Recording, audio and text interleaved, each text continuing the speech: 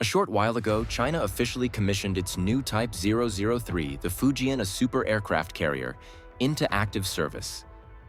Chinese President Xi Jinping attended the commissioning ceremony for the aircraft at a military port in Sanya on Hainan Island, which was attended by over 2,000 Navy and aircraft carrier construction personnel. President Xi toured the vessel, inspecting the mess hall and giving a trial press of the ship's catapult button. Because the commissioning ceremony for the Fujian has taken place, this means that all of the Fujian's sea trials, tests, and evaluations have been completed. It also means its entire air wing has been manufactured and integrated with the carrier. The air wing includes J-16 fighters, KJ-600 AWACS, and various types of helicopters, and the carrier-based main fighter jet, the J-35. Overall, the indications are that the J-35 order for the Chinese Navy, intended for the Fujian's air wing, has been completed by Shenyang Aircraft Corporation, which manufactures the J-35. Low-rate initial production of the aircraft began some time ago, and now the aircraft appear to be transitioning into full-rate production and have been integrated into the Chinese Navy's service. Honestly, I'm quite surprised that China managed to make the EMALS system operational so quickly. Although this technology was first introduced by the United States on its supercarrier, the USS Gerald R. Ford, the U.S. Navy still hasn't managed to launch the F-35C using EMALS in regular operations. However, credit must go to China for becoming the first country to successfully launch a fifth-generation fighter jet, the J-35, using EMALS, and now officially handing over the fully operational system to the People's Liberation Army Navy. At 85,000 tons, the Fujian is the first aircraft carrier since the Second World War that can challenge the capabilities of the U.S. Navy's most capable carriers. Nevertheless, its design appears to be a stopgap before shipyards begin producing an even larger type of ship with nuclear propulsion systems and displacements of well over 100,000 tons, the first of which is already under construction. The Fujian was built at the Jiangnan shipyard and was launched in June 2022.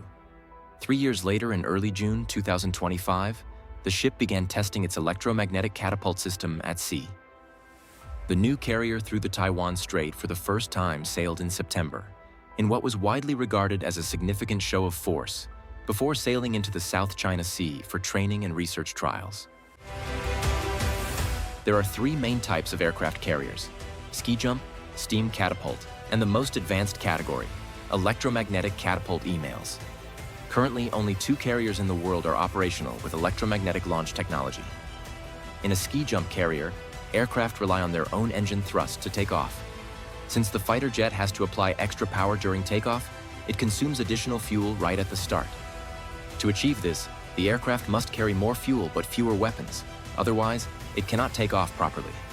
As a result, when a fighter jet carries less fuel and fewer weapons, it is unable to perform long-duration missions effectively. The next system is the steam catapult, which uses high-pressure steam generated by turbines to launch aircraft. The energy transfer is direct and rough, which puts extra stress on the aircraft structure. Moreover, steam catapults were originally designed for launching heavy jets, making it difficult to launch lightweight UAV or stealth drones. While this system is much better than ski jump carriers, it still has flaws. One major drawback is that steam catapults require cooling and resetting after each launch, which lowers the sortie rate. The steam catapult consumes a large amount of fresh water and fuel because steam must be continuously generated. In addition, it faces many technical issues on a regular basis. After steam catapults comes the cutting-edge, most advanced system EMALS, the Electromagnetic Aircraft Launch System. This is an electromagnetic system that uses linear motors. It provides a much smoother and more precise thrust, which reduces stress on both the aircraft and the pilot.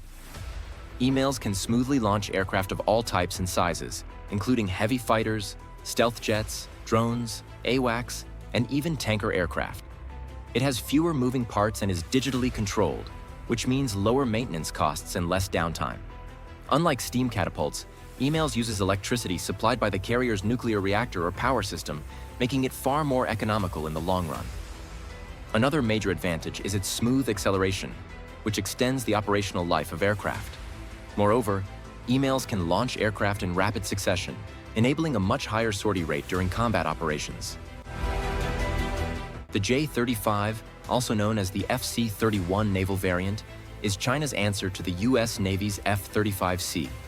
It is a fifth-generation carrier-borne fighter with radar-absorbing coatings, internal weapons bays, and sensor fusion capabilities designed to penetrate modern air defense networks. The carrier version features reinforced landing gear, folding wings, and catapult-compatible launch bars, enabling full integration with EMALS.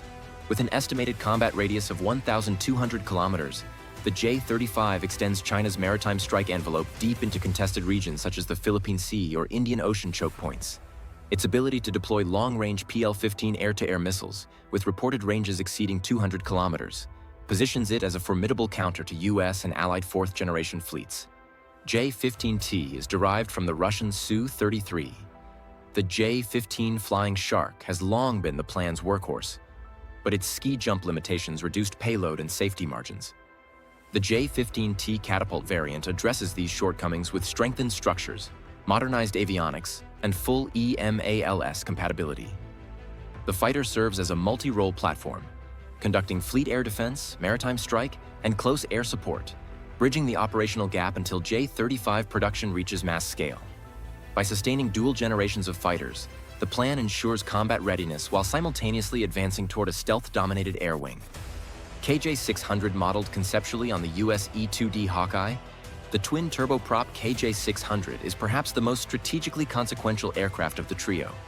Equipped with a large active electronically scanned array radar dome, the aircraft provides 360-degree coverage of up to 500 kilometers, allowing the plan to detect stealth aircraft, cruise missiles, and incoming threats long before they reach the fleet. Its ability to serve as a flying command post integrates air, sea, and electronic warfare assets into a unified battlespace network, a capability long missing from China's carriers. The KJ-600's successful catapult launch confirms the PLAN's transition into true network-centric warfare, aligning its carrier strike groups with Western doctrines. While the Fujian is conventionally powered, reports suggest that China is already developing a nuclear-powered carrier, tentatively designated Type 004. Such a platform would give the plan unlimited endurance and the ability to rival US supercarriers on global deployments. By the 2030s, China could realistically field a multi-carrier fleet supported by nuclear attack submarines, large destroyers such as the Type 055, and advanced logistics ships, reshaping global maritime balance. What comes next will be closely watched. Whether the J-35 can perform full combat missions from the Fujian, how often the KJ-600 operates at sea, and how quickly the carrier can cycle its aircraft through launch and recovery. Nevertheless, the public demonstration of J-35 stealth fighters, J-15T fighters, and KJ-600 early warning planes taking off from electromagnetic catapults on the Fujian sends a clear signal that China's naval aviation is advancing rapidly. This move positions the Fujian as the centerpiece of China's future blue water navy, able to support operations far from its shores, and raises new questions for regional navies and the overall balance of naval power in Asia. That's all for today's update. Please subscribe and like this video.